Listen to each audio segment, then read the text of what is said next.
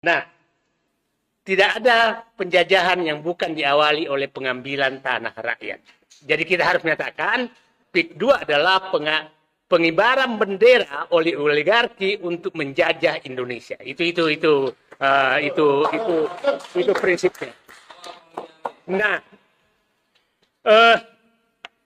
saya 30 tahun lebih dalam birokrasi. Kalau ada 3 menteri yang sudah bicara suatu hal dan arahnya sama, itu bisa dipastikan bahwa itu arahan presiden. 3 menteri yang arahnya yang sama tentang PIK 2, itu Nusron menyatakan ada pelanggaran. Kemudian, Menko Perekonomian menyatakan ini harus dievaluasi. Menpora yang dikenal dekat dengan PIK 2 menyatakan tidak boleh bangun negara dalam negara. Jadi, seperti yang dikatakan Pak Antoni tadi, sepertinya mereka diharapkan pilihan mau melawan pemerintahan Prabowo dengan ngotot bahwa dia nggak salah atau mau mencari korban lain. Kira-kira itu yang sedang terjadi. Jadi kalau wawancara Aguan di sini, saya membacanya bahwa dia memilih tidak melawan pemerintah. Dia tidak memilih mending mengorbankan bekas pemerintah. Bekas pemerintah. Bekas pemerintah. Kira-kira itu bacaan saya. Nah, dengan mencoba meninggalkan, maka semua akan terbuka. Apa yang terjadi di Rempang pasti akan terbuka. Coba bayangkan Rempang yang mau dibangun itu adalah pabrik kaca, tapi namanya juga ekoturisme.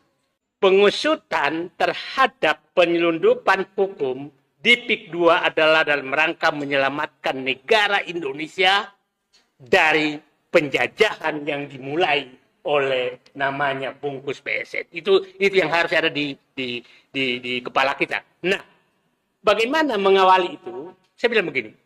Lihat peta ini. Saya kembali ke peta.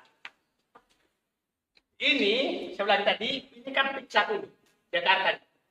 Kapuk, Pantai Indah Kapuk. 1. Ini Pantai Indah Kosambi. Sebenarnya namanya diubah menjadi Pantai Indah Kapuk 2. Kecamatan Kosambi. Bapak datang masuk dari pintu PIK, kan jalannya cuma satu. Sini kan dipagar semua, nggak bisa lihat masuk. Itulah negara. Nah, Anda ke sini sampai ke Teluk Naga Kosambi sini, ini sudah 35 km jalan. Dengan lebar 50 meter jalannya. Oke? Nah, apa yang terjadi dalam? Ini petanya, RUTW-nya, sampai 12 itu masih wilayah pertanian. Ini 2 kecamatan ini. Tapi Anda ke sana, tidak ada lagi wilayah pertanian. Semua sudah rata dan ditawarkan dengan harga 22 sampai 50 juta rupiah. Per meter.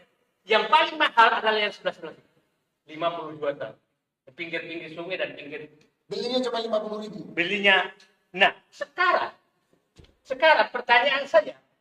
Nah, aset negara yang ada di sini, ini jalan, sungai, jembatan, irigasi, bekas-bekas musola, masjid, ganti ruginya kemana? Kan udah rata, 2 kecamatan.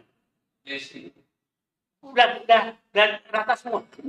Nah, kita yang berpengalaman, saya 38 birokrasi, mau menggeser tiang listrik saja 1, itu harus ganti dulu ke PLN. Kita mau menggeser 1 meter irigasi, kita harus ke PU, ganti ruginya, dan harus ada buktinya bahwa sudah diganti rugi. Dan ganti ruginya berapa? Dan itu ada bukti pengetoran kebendaharaan negara. Jadi paling gampang mengungkap ini Pak Marwan, ahli-ahli hukum nanti, audit dulu aset negara berupa sungai, bantaran sungai, irigasi, jalan, kemudian pantai, laut, semua itu irigasi itu dikumpulkan semua dan itu ganti ruginya siapa yang terima dan disetor kemana dan berapa. Kalau itu tidak terjadi, tidak ada, maka seluruh pejabat yang bertanggung jawab itu harus masuk penjara karena sudah menjual, melepaskan aset negara. Nah, itu saja dulu dilakukan. Apalagi kampung-kampung. Nah, terhadap wilayah-wilayah yang saya jelaskan tadi, tidak masuk PSK. Saya ulangi tadi. PSK ini kan hal ini. D, C, A, B, C, ini hanya titik-titik nih. Ya. Sampai di sini. Nah, sementara pembebasan sudah terjadi di sini, itu harus diusut. Ya. Karena tidak punya landasan hukum sama sekali untuk melakukan penggusuran rakyat dan karena RUTW-nya masih wilayah pertanian. Jadi terhadap sawah-sawah tambak yang sudah diuruk karena melanggar RUTW, maka dia harus kembalikan kepada fungsinya. Ngeri. Ya, karena melanggar undang-undang.